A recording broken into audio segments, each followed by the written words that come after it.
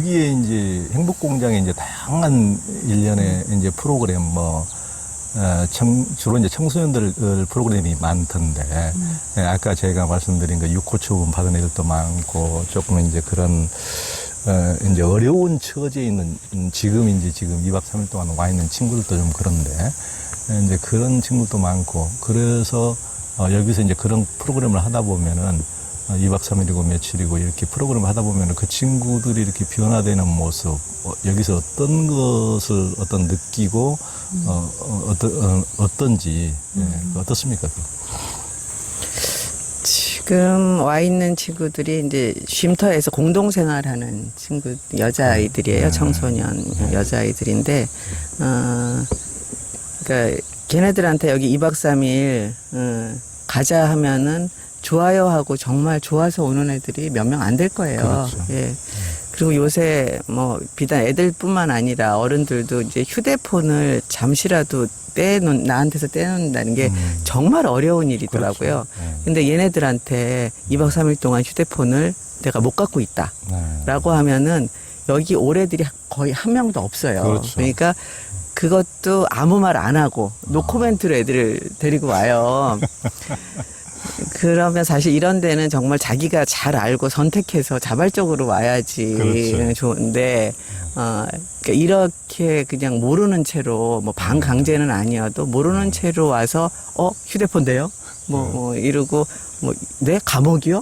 막 이러죠.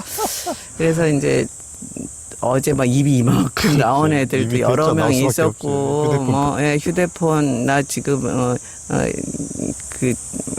뛰쳐나갈지도 모른다. 밤에 내가 어떻게 될지 모른다. 막 이런 식으로도 얘기하고 막 이래요. 근데, 조금 지나면 지금 요 아이들뿐만 아니라 조금 지나면 이제 금방 또 포기가 되고, 그게 조금 이렇게 통쾌함이 있나 봐. 자기네들도 느끼는 게. 그리고 거기에 적응해서, 그러니까 누가 요새 이거 갖고 놀지 뛰어놀고 그러지 않잖아요. 그러니까 앉아서 이렇게 풀어나는 은하수도 심심하니까 막 그런 것도 하고 저런 것도 하고. 그래서 프로그램에도 얘네들이 상처도 많고 막 이러니까 연극 프로그램 할 때 막 깊은 얘기들이 나오고 또 울기도 하고. 그리고 밤에는 또 한바탕 또 막 노래도 부르고 막 이러는데 노래 막 잘 부르던데 얼마나 잘 부르는지 몰라요. 그러니까. 예, 이제 그러고 나면 그 얼굴들이 이제 점점 이제 환해지는 거죠. 환해지고 그리고 그렇게 썩 잘 알지 못하는 애들일 수 있어요. 올해 몇 개월 된 애부터 지금 막 3일 된 애도 오고 막 이러니까. 근데 그런 애들이 조를 이루어서 뭔가 또 작은 공연을 하나씩 만들어요. 자기네 겪은 과거의 이야기를 가지고. 그러니까 첫날 만나서 밤에 그 공연을 하고 나면, 자기네들이 이렇게 잘할 줄 몰랐거든. 이제 그러고 나면 또 애들이 뭔가 자신감도 생기고 이래서 하루 만에 애들이 이제 얼굴이 확 펴서 이제 들어가고 아마 오늘 저기 이제 혼자 있는 시간이 오전 내내 있는데, 요 어린 친구들한테 이 혼자 있는 시간이 힘들 수도 있지만, 그러고 나면 또 뭔가 이렇게 차분해지기도 하고 또 새로운 면을 또 보여줘요. 그래서 저희 프로그램의 좀 특색은 그러니까 단체 활동으로 막 끌고 가고 이런 것도 좀 있긴 있어요. 그렇지만 그러니까 혼자 자기를 좀 보고 거기서 자기가 정리할 것들을 좀 스스로 하게 좀 놔두는 감옥이 그런 거잖아요. 그렇죠. 예. 근데 대부분의 사람은 거기서 자기한테 필요한 거를 찾아가는 것 같아요. 그래서 그런 모습을 보는 게 그러니까 늘 비슷한 그런 패턴이에요. 이게 다행이다 싶은 거죠. 가출이 되게 가출 소녀 이러면은 자기가 집에서 살기 싫어서 뭔가 이렇게 그냥 뛰쳐나왔다 이렇게 생각하기 쉬운데 거의 대부분의 아이들은 살 수 없어서 그렇죠, 나오는 거예요. 가정 폭력이 주 원인이기도 하고 그래서 본인이 스스로 나오는 경우도 있지만 그럴 힘도 없는 애들도 많아요. 여러분 이제 옆에서 선생님이나 가까운 사람들이 이제 신고를 하거나 해서 데리고 나오는 경우들이 많죠. 네. 그러니까 저도 가출해봐서 동병상련이 많이 느껴지는데 그런데도 어제 보니까 그 프로그램 처음에는 보니까 굉장히 입이 딸이나 그쵸. 나와가지고 이렇게 뾰루퉁에 있다가도 또 이렇게 막 또 프로그램하고 노래 부르고 이렇게 하니까 노선생님이 이렇게 안아주고 이렇게 같이 이렇게 올리게 하니까 얘들이 어젯밤에 이제 프로그램 끝내고 제가 이제 저도 들어가서 제 독방에서 이제 이제 자려고 있는데 뭐 저기 방에 와가지고 애들끼리 뭐 얼마나 떠드는데 그 소등 시간이 9시 반이 10시예요. 10시 그때 10시 종을 선생님이 밖에서 땡 치고 지금부터 이제 폐문 하는 거죠. 폐문합니다 했더니 와 소리 하나 없이 그대로 자대. 그래서 저는 깜짝 놀랐어요. 감옥 오니까 이것이 감옥이다. 아니 얘들이 그 정도로 뭐 이렇게 이 어린애들이 다 10대 후반 한 그러잖아요. 지금 아주 어린 애들도 있어요. 같이 공동생활하니까 나이를 뭐 몇 살 이상으로 못하고 그러니까. 한 14살부터 중학생도 있고 막 이래요. 이거 뭐 그런다고 소등하고 잘하니까 딱 하고 이 단 하루 만에 이 교도관님이 다 등장해서 예, 참고로 소득은 없어요. 아니, 나는 내 독방에 갇혀 있으니까 다른 방은 소등 변전던지도 모르고 소리가 쫙 끝이더라고. 그래서 깜짝 놀랐어요. 소등도 안 하는데 애들이 그냥 그럼요. 소리를 딱 끝내고. 이곳은 이제 여러 가지 프로그램들이 있는데 어떤 프로그램들이 보통 운영되죠? 지금 이렇게 청소년 프로그램들, 그래서 저희가 지금 청소년 대상으로 하고 있는 프로그램 중에 제일 많이 하고 있는 게 청소년 통과 의뢰 프로젝트예요. 그래서 좀 성인이 되는 뭔가가 계기가 있어야 되는데 고민도 하고 뭐 준비도 하고 해야 되는데 거의 대부분 대한민국 청소년들은 그냥 입시가 통과 의뢰가 돼 있잖아요. 그래서 2박 3일 뭐 길지 않은 시간, 짧은 시간이지만 이때 와서 정말 내가 누군지, 이대로 괜찮은지, 나는 왜 이 세상에 났는지 뭐 이런 좀 근본적인 질문들을 하면 좋겠다. 그래서 그 청소년 프로그램이 제일 많고요. 그리고 이제 청년들도 정말 힘들어요, 요새. 다 아는 얘기지만. 그래서 우리 지금 미래 세대들이 이렇게 힘들다는 게 참 미안하기도 하고 가슴 아픈 일인데, 그래서 청년들이 또 그 청소년 프로그램처럼 자기 지금 현재를 좀 점검하고 미래를 생각할 수 있는 그런 프로그램들, 그게 정말 필요하겠다 싶어서 지금 이제 청년 프로그램들을 또 좀 하고 있고요. 그리고 뭐 정말 이렇게 전문적으로 좀 깊이 있게 수행하시고 싶어 하시는 분들, 이게 명상이든 뭐 참선이든 뭐 하여튼 이런 쪽의 수행자분들을 위한 프로그램도 있어요. 그래서 대표적인 게 그 금강스님이 진행하는 일주일짜리 무문관 프로그램을 1년에 2번 하고 있고, 그리고 상시 운영되는 게 그냥 뭐 편하게 주말에 와서 1박 2일 혼자 한 20시간 정도 독방에 있는 프로그램, 나를 만나는 하루라는 이 프로그램이 상설로 있고요. 또 뭐가 있죠? 그 장애인들. 그 최근에 이제 청각장애인들하고 이제 연극 프로그램을 해서, 그러니까 장애인, 비장애인이 거의 동수로 참여해서 연극 이 워크숍 그 프로그램을 한 90시간, 100시간 정도 같이 해요. 그래서 요즘은 이제 캠프 형식으로 많이 해요. 이제 코로나라 자주 계속 만나기가 어려우니까. 그래서 작년 같은 경우도 한 3박 4일 캠프 2번 하고, 그 큰 공연장에서 또 공연도 하고. 그래서 장애인 프로그램, 청년, 청소년, 뭐 일반 그 뭐 수행자 프로그램 뭐 이런 식으로.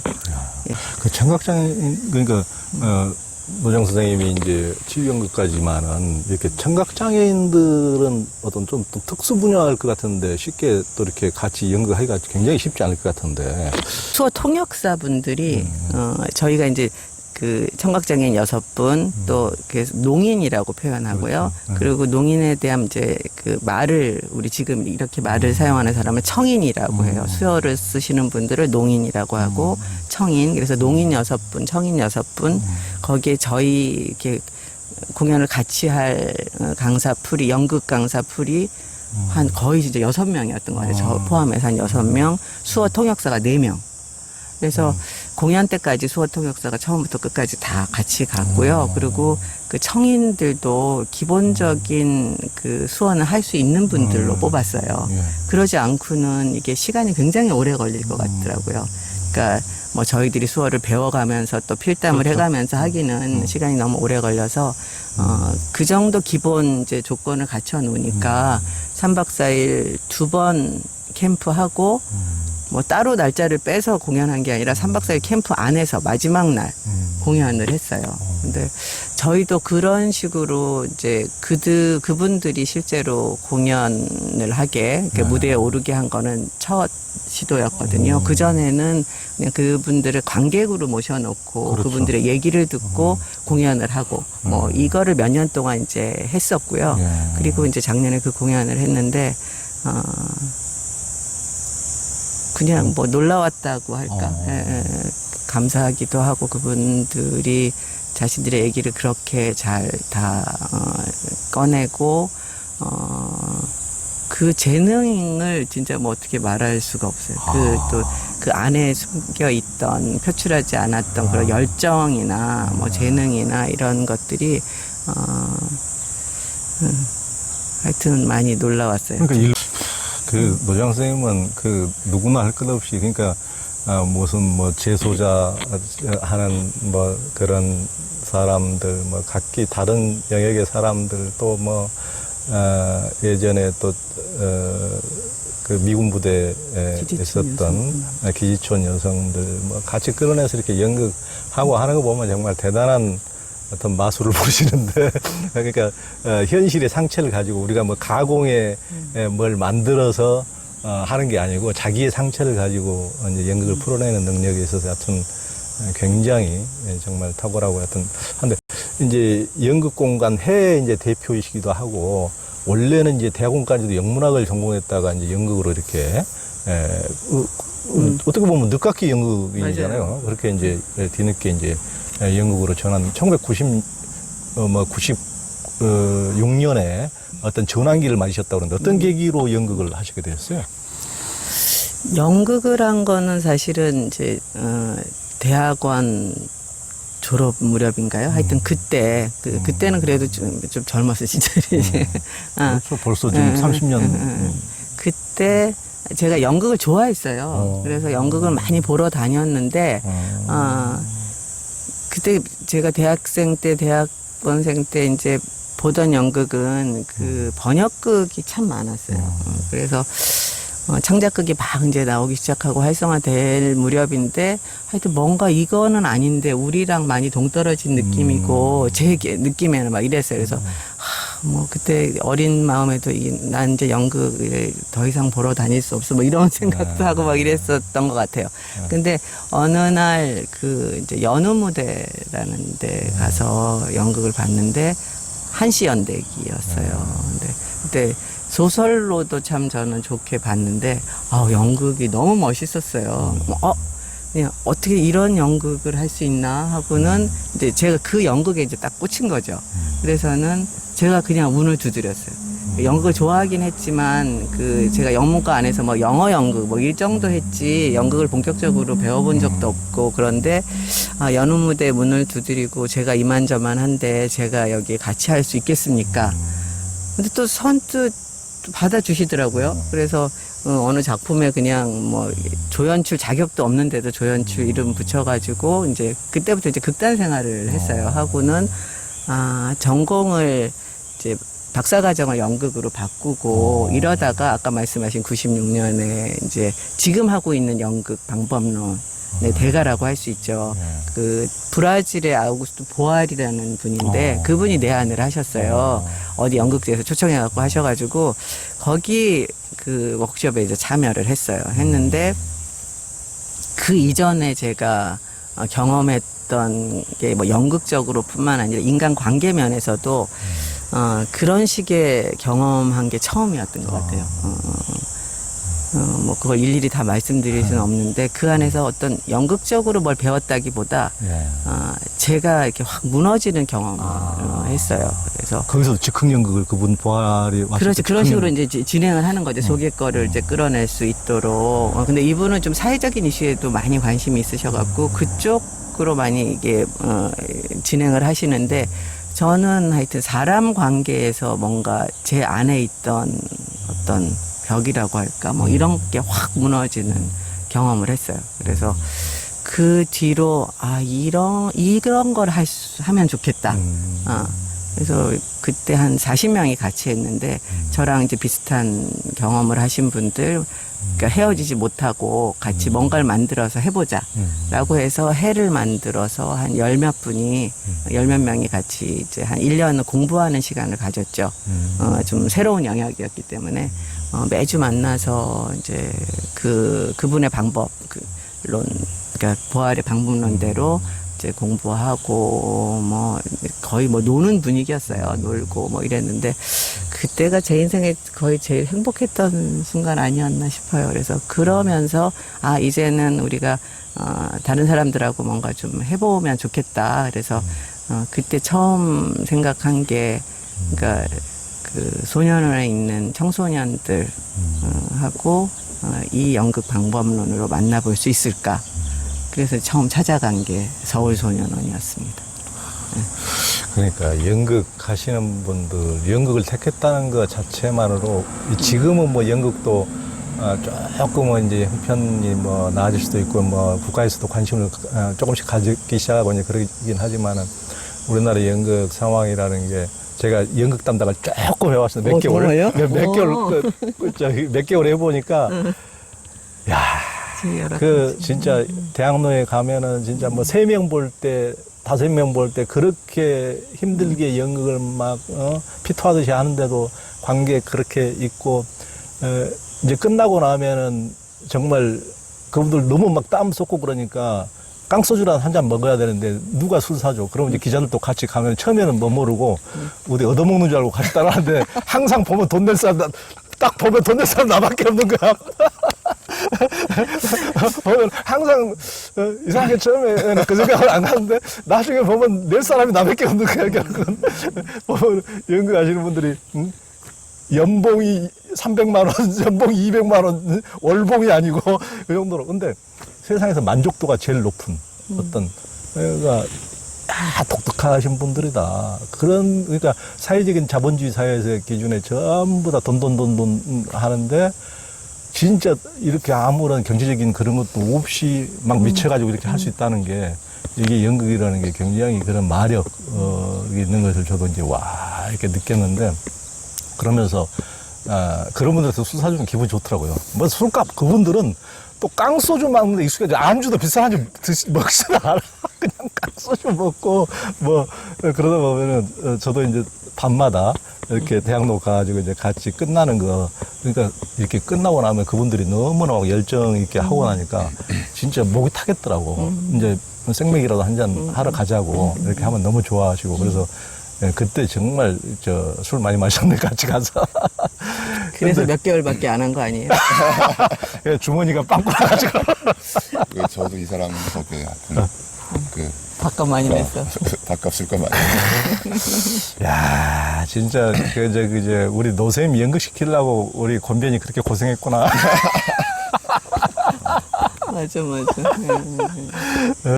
근데 여하튼 그 연극 중에서도 예전에 저희도 이제 뭐 대학 때 보면 동아리들끼리 이제 장난 삼아서 연극 해보면은 맨날 왜 우리나라에 재밌는 얘기거리가 많은데 꼭 노랑머리 이렇게 가발 쓰고 햄릿 이런 것을 잘 대사도 좀 공감이 잘 안 되고 뭐 그 풍경 뭐 궁전 이렇게 모습도 공감이 안 되는데 왜 그런 것만 가지고 하지 그런 것들 좀 답답함이 있었는데 정말 우리나라 얘기뿐만 아니고 더군다나 자기 얘기 가지고 이제 하는 거니까 저는 이것이야말로 진짜 연극이고 뭐 섹스피어가 우리의 삶이 연극이라고 그랬는데 삶이 바로 연극인데 우리가 자기식의 어떤 가면을 쓰고 살아가는 것인데 그것을 이제 이렇게 드러내고 하는 과정에서 진짜 자신을 또 몰랐던 자신을 찾고 그러게 더욱더 좋은 참 좋은 방법이다. 저도 이제 뭐 나를 찾는 방법이라든가 이런 것에 이제 수십 가지 체험을 많이 해봤지만 연극이야말로 너무 좋은 이게 어떤 특별하게 정색하지 않고 뭐 몇 방 매들 뭐 꼭 수련하고 이런 게 아니고 맞아요. 연극이야말로 자연스럽게 가장 좋은 자기를 표현하고 자기를 드러내는 방법이다. 이런 생각을 저도 언뜻 보면서 안 볼라 그래도 우리 권영숙 변호사가 맨날 보내주더라고. 동영상 같은 거 노장 선생님이 한 건 꼭 보라고 이제 꼭 보라. 의무감을 상당히 지어줍니다. 이제 예전에 이제 미군 기지 이렇게 있었던 뭐 그 사람들 뭐 숙자 이야기 그런 것도 정말 감동이 깊었는데 그 하면서 그 느낀 거 어땠어요? 또 그런 거라든가. 내가 얘기 너무 많이 했는데 옆에서 본 사람이 숙자 이야기. 그 기시촌 할머니들하고 그 2013년도 그 무렵에 했었던 것 같아요. 근데 진짜 그 연기라는 거를 연극 뭐 이런 걸 전혀 모르는 분들이잖아요. 근데 하여튼 이분들이 또 나이들도 있고 하니까 어떻게 보면 연극하기 제일 안 좋은 조건을 갖추셨다고도 할 수 있을 텐데 하여튼 공연 보는데 하여튼 공연 내내 울고 그다음에 또 그게 그 서울 변방연극제인가 그 개막작으로 초청이 돼서 그 한 500석 규모의 공연장에서 공연을 했는데 그때 그 만석이었거든요. 만석이었는데 공연 끝나고 나서 그 기립박수. 그리고 또 그때 같이 공연을 봤었던 당시에 그 세종문화회관 그 관장 이사장님이 같이 공연을 봤는데 공연 보고 나서 흥분한 거예요, 이분이.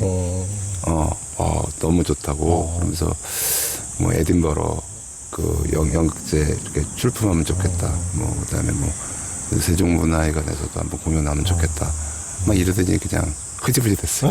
근데 그 공연은 진짜 아까워요. 그러니까 그 만든 공연들이 참 많은데 그러니까 이 기시촌 여성이라는 게 우리 뭐 양공주 그러잖아요. 그러니까. 그러니까 제일 궁금한 게 그런 거나. 그러니까 우리 사회에서 그분들의 삶을 동병상련에 우리가 만든 사람들이 우리를 대변해서 어떻게 보면 그 살아간 아픔의 역사인데 우리는 얼마나 멸시하고 양공주라고 너무 이렇게 했는데 그러니까 너무 우리 사회 질시가 다 압축된 그런 인물들이었는데 자기를 드러낸다는 게 그런 사람들이 너무 힘들잖아요. 자기를 드러내놓고 근데 드러내놓고 자기 얘기를 했다는데 그게 놀라운. 맞아요.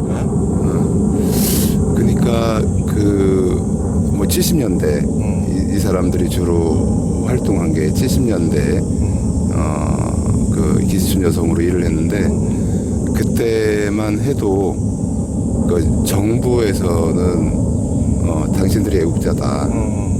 외화벌이 그리고 그 이분들이 그때 뭐 한국이 이용한 거라. 한국이. 그러면서 이제 그러니까 미군들한테 몸 청결히 해서 그러니까 병 걸리지 말고 좋은 서비스 제공해라. 그래서 좋은 서비스 제공해라. 이것이 그 정부 보건 당국에서 얘기했었던 거죠. 그러니까 어떻게 보면 우리나라 그러니까 대한민국 정부의 어떤 공인 하에서 지요 아니면 공인이 아니라 어떻게 보면은 적극적으로 이렇게 지원하면서 이렇게 그런 것을 했던 거죠.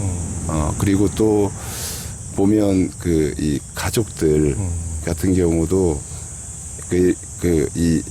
이분들한테 돈은 받아가고 그렇지만 따뜻하게 안 해주고. 이분들이 내 가족이라는 것을 밝히거나 그렇지. 또 이분들이 그 고향에 오는 거나 이런 거는 꺼리는 거죠. 그러니까 그 속에서 그 자기 자신에 대한 자존감도 없고 뭐 타인한테 문을 여는 거가 불가능해요, 사실은. 그렇죠. 그래서 자기들끼리도 가깝지 않아요. 자기들끼리도 이렇게 벽을 치고 외롭게 살아갔던 사람들인데 그걸 그러니까 이제 연극을 통해서 이제 그러니까 이게 뭐 내 잘못만은 아니구나. 그다음에 내가 그렇게 뭐 숨기고 부끄럽게 부끄러워하고 그럴 인생을 산 것도 아니구나. 뭐 이런 식의 하여튼 좀 이렇게 하나를 깨고 나온 것 같아요. 그러니까 그러면서 나오는 그 공연이었기 때문에 그러니까 그 말에 힘이 있고 그 표현에 절절한 한을 그냥 무대에서 자기 얘기를 하는 거 아니에요.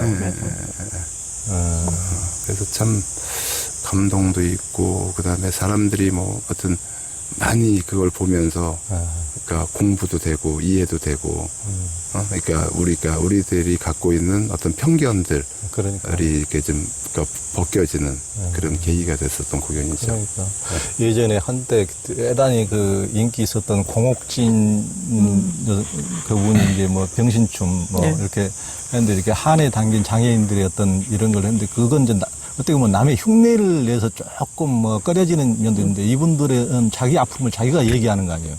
그러니까 그걸 있는 그대로 얘기를 해요. 무대에서 얘기한다는 게 쉽지 않을 것도 같은데. 저희가 이제 그런 공연 준비하기 위해서는, 공연 한 편 올리기 위해서는 사전에 이제 꽤 여러 번 만나는데 처음부터 공연합시다 하고 만나는 경우는 거의 없어요. 일단 만나서 뭐 몸들도 좀 안 좋으시고 또 노인이시고 하니까 뭐 몸도 스트레칭도 해보고 어떨 땐 춤도 춰보고 노래도 하고 뭐 이러면서 이제 한 자락 뭐 옛날에 뭐 처음 여기 평택에 왔을 때 어땠어요? 뭐 이러면 그런 얘기 다 할 수 있잖아요. 그래서 뭐 여기가 다 벌판이었고 뭐가 어땠고 그때 어땠고 또 집 나올 때 어땠어요? 뭐 이러면서 살살 이제 얘기를 이제 하도록 하죠. 보면 자기 얘기를 못하는 사람은 없거든요. 그리고 어느 순간 그게 막 신나서 이 안에서는 할 수 있으니까 뭐 이랬어 저랬어. 뭐. 클럽 장면은 어때요? 클럽에서도 일하셨으니까 그러면 처음에는 5분짜리 뭔가 장면 하나 만드는 게 1분짜리도 쉽지 않아요. 근데 결국은 뭐 옛날 장면을 만드는 게 지금 우리 일상에서 역할 나눠서 맡아서 하듯이 하는 거를 다 똑같이 하면 되거든요. 누구는 그 사장님 역할 하면 되고, 호스티스 역할 하면 되고, 뭐 이제 이러니까, 그거를 한번 딱 아시니까, 그 다음에는 한 번 했다 하면 막 몇십 분짜리도 하실 수 있는 거 줄줄줄줄 나오고. 그래서 미군 병사 역할도 이제 누군가 또 하잖아요. 그러면 처음엔 영어가 생각이 안 난다 그러더니 또 영어가 또 줄줄줄줄줄 나오는 거예요. 그리고 이제 아픈 사연들도 많잖아요. 뭐 자기 자식을 미국에 입양 보낸 사연들이 또 다들 있어요. 그러면 어떤 얘기들은 금기시예요. 서로 자기가 내뱉어 본 적도 없는데 이제 이 자리에서는 뭐 점점 이제 편한 얘기부터 시작해서 이제 깊은 얘기까지 쭉 시간을 들여서 하니까 그냥 그런 얘기들이 또 자연스럽게 나오는 거죠. 그래서 무대 위에서도 어쩜 그 자식에 대한 미안함을 평생 안고 살았을 거라고요. 그래서 그거를 이제 미안함도 표현해보고 저희 연극 이제 관객이 들어와서 하는 연극이거든요. 관객이 참여해서 극중을 바꾸는데 관객 중에 젊은 남자 관객이 올라와서 그 입양 간 아들 역할을 하는 거예요. 엄마가 너무 괴로워하니까 엄마 괜찮다고 위로하고 이거는 뭐 가상이지만 그러면 그 말을 이제 그 말이 좀 위안이 되지 않겠어요? 그게 뭐 그러면 이제 그 둘이 그냥 한번 본 적도 없는 공연 한번 보고 관객이 무대 위에 올라와서 참여한 건데 그 관객하고 부둥켜 안고 그 자식 이름을 부르면서 울고 뭐 이래서 뭐 일상에서 내 삶에서 이제 그 소재를 끌어서 연극을 만들지만 그 연극이 또 결국 또 내 지금 삶을 내 일상을 또 좀 편하게 뭐 정리도 해주고 좀 위안도 해주고 그런 연극을 했죠. 예. 모든 치유는 드러내면은 거의 그러니까 못 드러내가지고 거의 맞아요. 그 안에서 진짜 그 꽁꽁 덩어리가 이제 돼버리는데 응어리지고 화병이 돼버리는데 드러내면은 뭐 많은 게 치유가 된다고 그러잖아요. 그거 중에 하나만 더 붙이면 아까 얘기했듯이 이 할머니들이 다 가족들하고 절연돼 있어요. 예, 절연돼 있는데 그게 제일 아프네. 예. 그 중에 이제 한 분이 이게 저희가 이제 공연 나가고 막 이렇게 방송에도 많이 나갔어요. 뉴스에도 나가고 막 이랬는데, 한 분의 오빠가 그걸 보셨나 봐요. 그러니까 그동안 한 번도 연락도 없고 이러다가 막 전화가 와가지고 그게 무슨 자랑이라고 떠버리냐고 막 이래서 진짜 위기 상황이 왔어요. 그 다음 공연도 예정돼 있는데 못할 뻔할 정도로 막 이랬어요.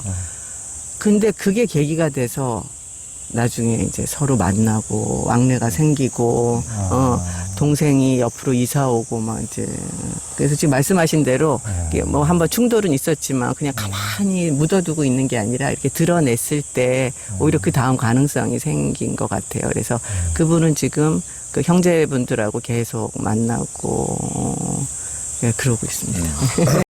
근데 그분 관련해서 하나 추가하면 그때 우리가 공연이 끝나고 나서 이 배우들이죠. 그 할머니 배우들한테 공연 개런티를 드렸어. 공연 개런티로 2만 원인가를 줬어요. 한 번은 2만 원. 처음에는 10,000원밖에 못 드렸고 두 번째 공연 때는 2만 원씩 드렸어요. 신권으로. 근데 얼마 전에 그분이 그 돈을 행복공장에 기부를 했어요. 그래서 거의 뭐 8년인데 이분 얘기가 자기가 그러니까 태어나서 가장 깨끗하게 번 돈이어서 이 돈을 못 쓰겠다는 거예요. 그래서 이제 그 봉투째로 계속 갖고 있으면서 수시로 보는 거예요. 그러다가 이제 이번에 행복공장에 이렇게 3만 원을 기부를 하고 그리고 또 제가 아주 오랜만에 이 노 선생이랑 같이 할머니들 뵈러 지지난달인가 갔었거든요. 근데 이제 프로그램 마치고 나올 때 5만 원인가를 주시면서 이렇게 맛있는 거 사드시라고 제 건강 조금 안 좋다 그러니까 그게 되게 감동적이었어요. 그분들이 자기의 삶을 더럽다고 생각하지 않았으면 참 좋겠다는 생각이 드네요. 참 그러니까 자기 어떤 쾌락을 위해서 남을 성적으로 뭐 이렇게 괴롭히고 강간하고 추행하고 이런 게 더러운 것이지, 그것을 뭐 외국에서 성노동자에 대해서는 규정도 새롭게 하듯이 그것도 뭐 하나의 노동으로 또 새롭게 규정하는 나라들도 선진국도 뭐 그렇게 있듯이 그분들의 자신의 삶을 그런 식으로 뭐 더럽다거나 이런 식으로 하지 않고 또 이런 연극을 통해서 이렇게 치유해가는 그런 삶이 되면 나머지라도 그분들 어떻게 보면 우리 한국 사회가 그렇게 떠미롭고 방치했고 우리의 가난이 또 우리의 아픔이 그렇게 만들어버린 삶인데 그분들이 참 치유되는 것을 또 우리 노 선생님, 우리 권영석 변호사 이렇게 도와주시니까 참 좋네요. 그리고 이제 이제 뭐 교도소 재소자들도 있고 또 연극하는 또 이주 노동자들까지 가지고 좀 했죠, 같이. 네. 이주 노동자들하고도 이제 제가 연극 작업 처음 초기부터 하고 싶은데 이 사람들 만나는 게 제일 어려웠어요. 예를 들어서 재소자다라고 하면 거기 모여 있으니까 매주 가서 만나는 게 또 이분들은 또 연극이 제일 재밌는 시간이니까 계속 기다리고 해서 뭐 1년 내내 해도 그 프로그램 진행하는데 별 어려움이 없어요. 사람들 모으게 하는데 소년원도 마찬가지였고 그 기시촌 할머니들하고 할 때도 마찬가지였고 뭐 하여튼 사람들하고 만나는 것 자체가 별로 어렵지 않았는데 이 이주 노동 뭐 외국인 노동자들 하고 이런 프로그램을 하는 게 그냥 이상인 거예요. 이분들은 그때 당시에 거의 뭐 한 20년 전부터 저는 이제 그분들하고 하려고 이렇게 문을 두드렸는데 그때 당시는 거의 주말도 없이 일하고 뭐 일요일 하루 쉬는데 그럼 일요일 날 연극하자고 만나자고 해야 되는 꼴이 되는 거예요. 그리고 일요일은 병원은 가요. 뭐 어디 무슨 그 이동 진료소나 이렇게 되는 데가 있으면 그러니까 무료 진료소 이런 데 병원은 갈 수 있죠. 아프니까 그건 제일 중요한 일이 거기는 가지만 연극을 하려고 일요일 중에 몇 시간을 들여서 하기는 거의 불가능이더라고요. 그래서 처음엔 제가 지금 계속 얘기하고 있는 연극 방식은 만약에 외국인 노동자다 하면 그분들이 배우가 돼서 자신들의 이야기로 무대에 올라가는 거라서 꽤 뭐 시간이 필요한 거예요. 정기적으로 몇 시간씩 만나야 되는 건데 그렇게 해서는 이분들하고는 못 하겠더라고. 그래서 처음 한 거는 저희 즉흥 연극 팀이 이분들이 모여 있는 커뮤니티로 찾아가서 일회적인 공연을 하는 것부터 시작했어요. 그래서 이를테면 뭐 필리핀 외국인 노동자들 그분들은 거의 종교가 다 천주교니까 한국의 그 성당을 빌어서 일요일마다 그러니까 그 미사를 드리는 거예요. 그럼 거기 모이잖아요. 예. 그러면 거기를 찾아가서 미사 끝나고 나서 1시간 공연하고 뭔가 이제 얘기하고 뭐 이랬던 거죠. 그래서 그런 게 이제 쭉 쌓이다가 정말 몇 년 만에 한참을 그런 이제 공연을 하다가 뭐 캄보디아 청년들, 베트남 청년들을 한 6명씩 그리고 한국 비슷한 또래 청년들도 한 6명 그래서 전체 한 거의 20명이 매주 일요일 날 사당 저희 연습실에서 만나게 됐어요. 그래서 그 한 몇 개월을 그렇게 만나서 이제 공연까지 하게 된 거죠. 그 친구들을 하면서 좀 변한 어땠어요? 제일 큰 변화는 이제 이 친구들이 정말 뭐랄까 순수하고 재능 넘치고 막 하여튼 정말 장점들이 많은 친구들인데 그러니까 가난한 나라에서 왔다는 이유만 한국에서 좀 어떻게 보면 멸시당하고 근데 그러지만 한국에서 한 번도 제대로 대접받아 본 적이 없는 거예요. 몇 년 동안. 그러니까 한국 친구가 한 명도 없어요. 없는데 여기서 정말 뭐 계급장 떼고 뭐 떼고 다 뭐 국적도 뭐도 없이 다 친구가 된 거. 그게 제일 좋다고 했어요.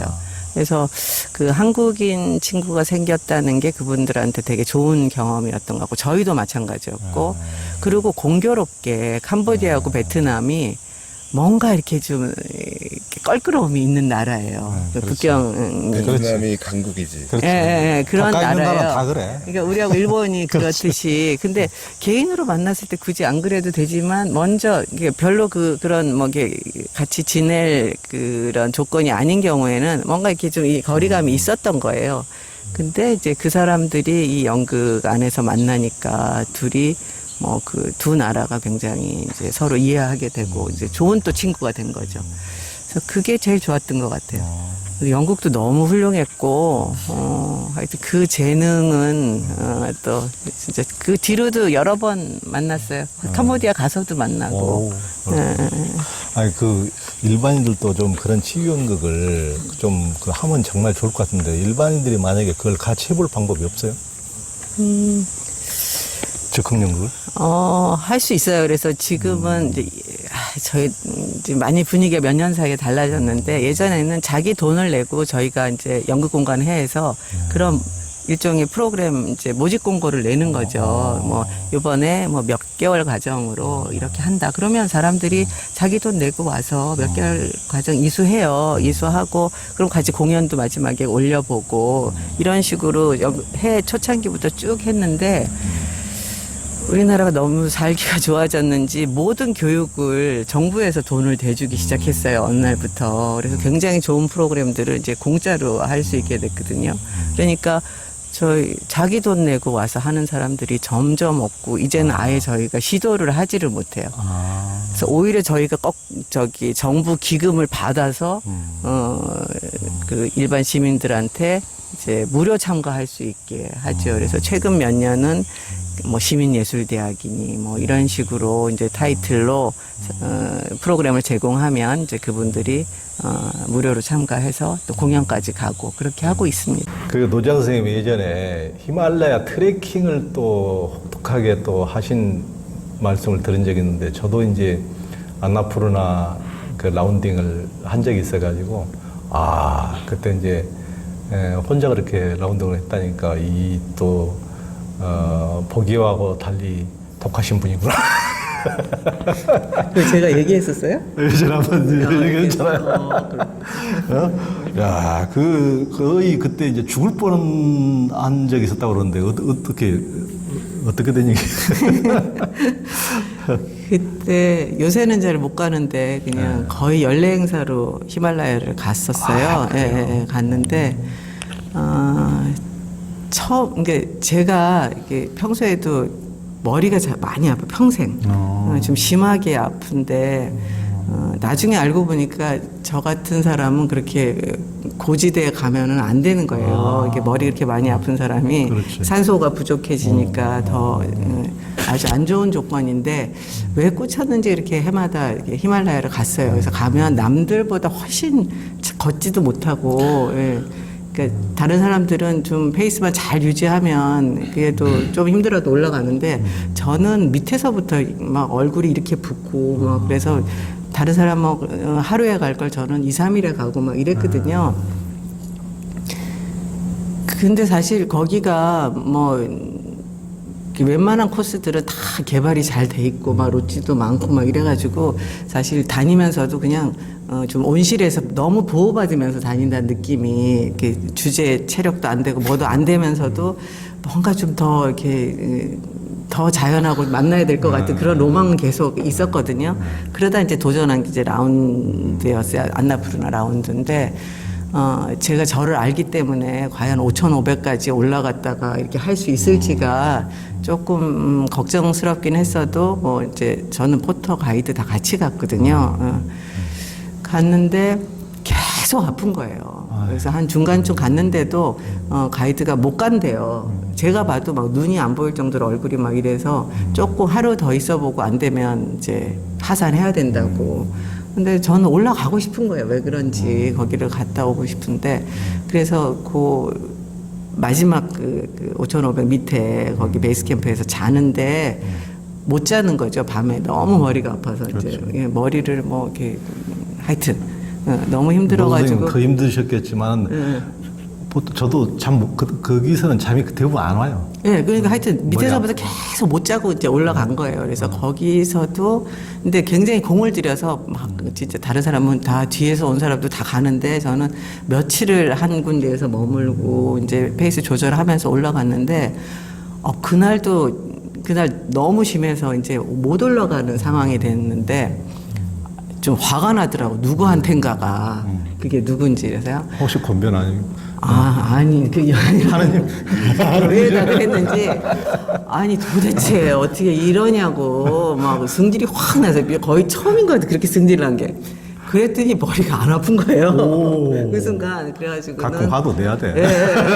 그래갖고, 이게 뭐지 하고는 이제 5,500을 올라갔어요. 갔는데, 막 눈도 엄청 왔고 그래서 나중에 보니까 참 위태로운 상황을 이제 올라갔더만요. 그래서 올라갔는데 굉장히 기분 좋게 올라간 거예요.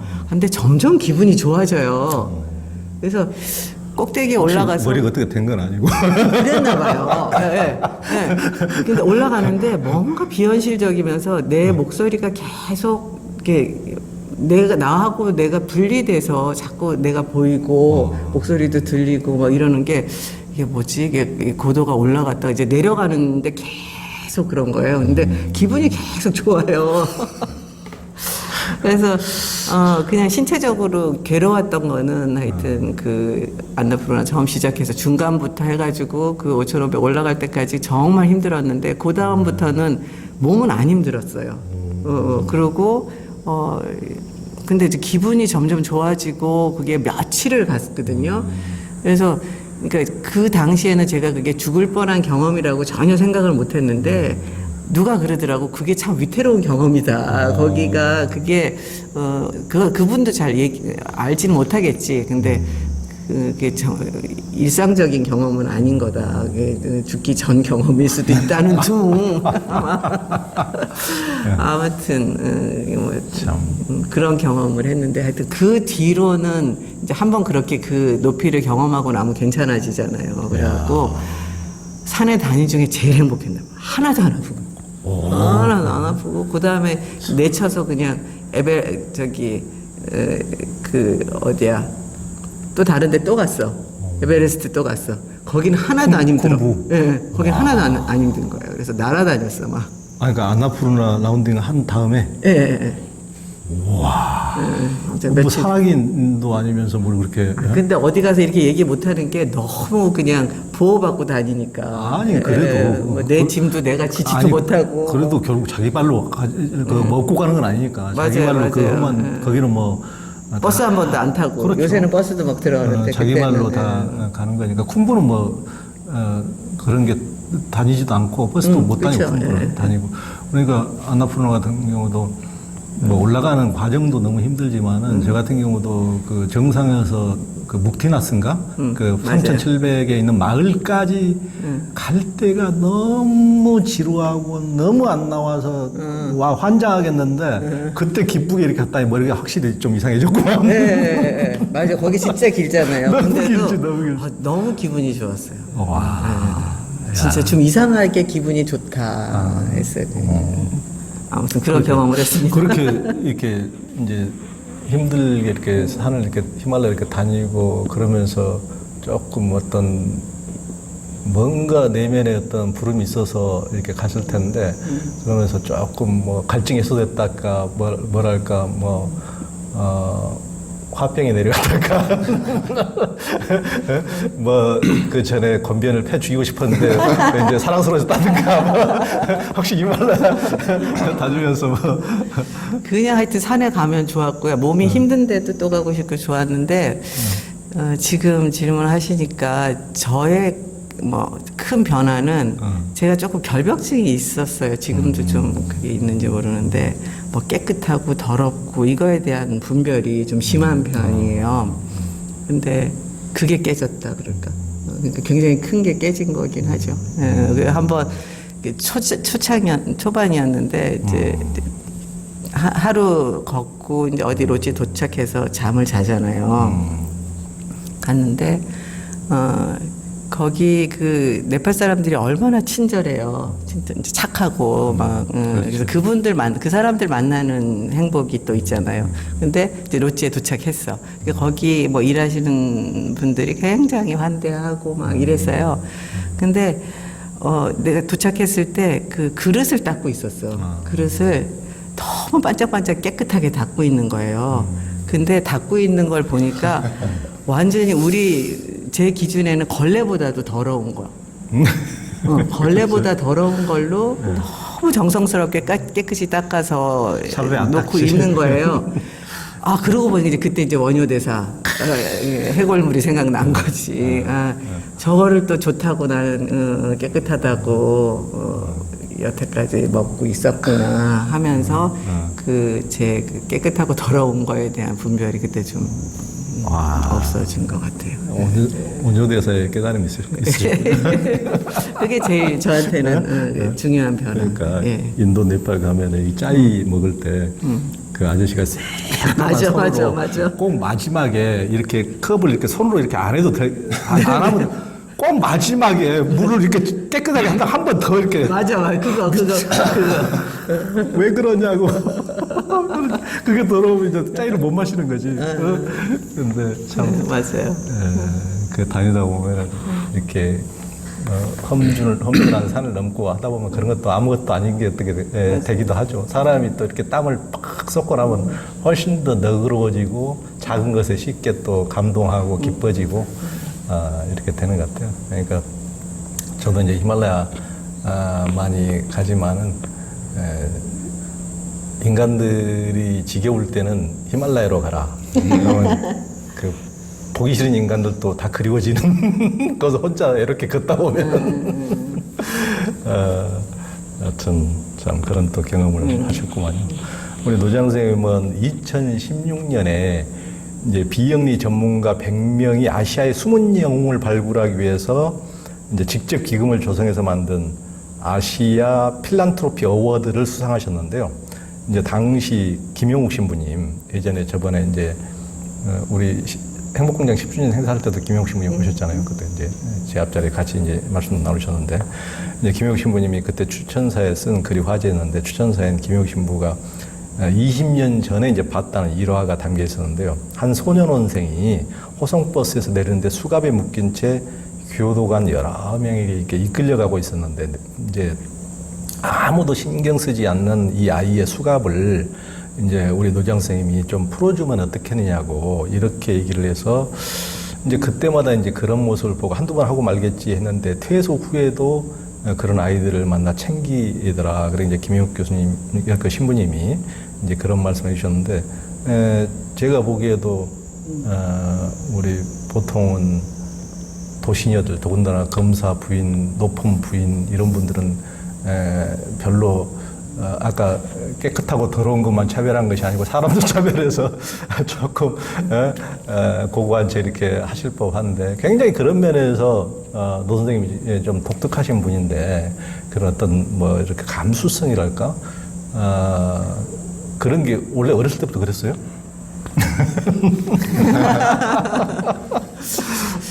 이 사람한테 좀 배웠나? 제가 좀 제 스스로 보기에 좀 냉정한 편이었던 것 같아요. 근데 아까 말씀드린 그 연극 워크숍 제 인생의 전환점이 됐던 거기에서 내가 확 이렇게 뭔가 깨지는 경험하고요. 그 다음에 이제 소년원생들하고 처음 만났다 그랬잖아요. 걔네들하고 만남이 그냥 저 밑바닥에서 뭔가 이렇게 다 연결된, 저는 사람하고 이렇게 연결된 느낌을 잘 못 느끼면서 살았어요, 평생. 그래서 그게 외로움으로 느껴지기도 하고, 뭔가 내가 위선적인 것 같기도 하고, 사람들한테 잘하고, 뭐 이런 관계를 좋게 하는데도 뭔가 이렇게 딱 연결된 느낌이 없는 게 저의 어떤 컴플렉스 같이 쭉 있었는데, 소년원 아이들하고 이 연극을 통해서 만나면서 내가 저 아이들의 인생을 잘 모르잖아요. 지금 만난 지 얼마 안 되고. 그런데도 뭔가 밑바닥에서 딱 연결된 느낌을 그때 처음 받았어요. 그래서 사실은 저는 이 연극하면서 제가 제일 사람이 된 것 같아요. 예. 그래서 그때 그런 변화가 있어서 이제 그런 식으로 계속 사람을 만나는 것 같고요. 그 소년원생 그때 시작이 연극으로만 만나면 되는데 저는 하여튼 일상하고 연극이 계속 연결이 돼야 된다고 생각을 하는 거예요. 그래서 저희 연극 안에서 제일 후회되는 순간이 언제냐 이랬더니 애들이 다 뭐 문신한 거 그래서 그걸 지우고 싶다 그래서 어떤 애들은 지우려고 담뱃불로 지지기도 하고 막 이랬대요. 지금은 또 문신이 또 다른 트렌드이기도 하고 한데 어떤 사람들한테는 그게 진짜 좀 지우고 싶은데 벗어나고 싶은데 할 수 없는 뭐 내 정말 문신인 거죠. 그래서 그러면 이걸 지워야지. 이걸 아무리 연극으로 서로 뭐 치료하고 뭐 하고 한다고 해도 내 팔뚝에 다리에 그대로 있는 한은 참 어렵지 않겠어요? 예. 그래서 이제 피부과 의사들 아는 의사분들 막 연락하고 해서 여러분들이 도와서 이제 소년원생들 중에 원하는 아이들을 밖으로 호송버스를 태워가지고 이제 치료를 하러 나간 거죠. 레이저로 그 문신을 지우러 나갔는데 그게 보통 일이 아닌 거예요. 한 명을 데리고 나가기 위해서 여러 사람이 움직여야 되고 큰 버스가 움직여야 되고 막 이러니까 아예 법무부에서 레이저 기계를 소년원에 다 사주게 됐어요. 그래서 전국에 이게 다 이제 보급이 됐고요. 큰일 하셨네. 예, 그래서 네, 그랬습니다. 하여튼 연극 속에서 이제 그들의 불편함, 아니 원하는 거 뭐 이런 게 일상으로 좀 연결이 됐으면 해서 소년원생하고는 그렇게 했고 기지촌 할머니들은 처음에 딱 만났는데 제일 하고 싶은 게 뭐냐 그랬더니 제주도 가는 거래요. 한 번도 못 가봤다고. 그래서 또 우리 막 여러분들한테 또 도움 청해가지고 제주도도 같이 갔다 오고 고향도 갔다 오고 하여튼 연극하고 일상을 그렇게 좀 연결하려고 하고 있습니다.